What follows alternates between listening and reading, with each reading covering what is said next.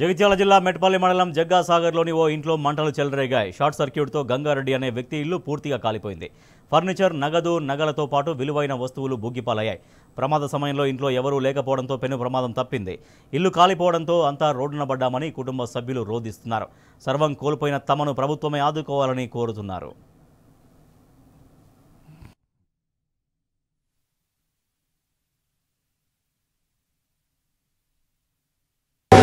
జగసాగర్ మెట్పల్లి మండలం current shock వల్ల మా ఇల్లు కాల్చింది.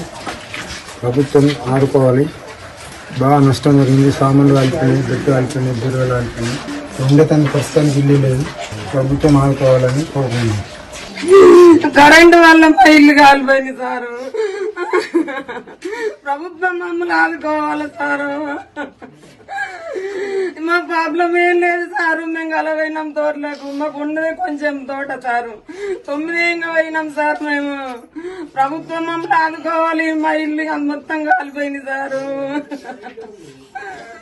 బట్టలన్నీ పోయినాయి సారు. ఏం లేదు సారు. డబ్బులు కూడా పెట్టినాం సార్. అలా డబ్బులు పోయినాయి, బట్టలు పోయినాయి సారు. మమ్మల్ని ఆదుకోవాలి. దయచేసి మేము మాట్లాడుతున్నాం సారు.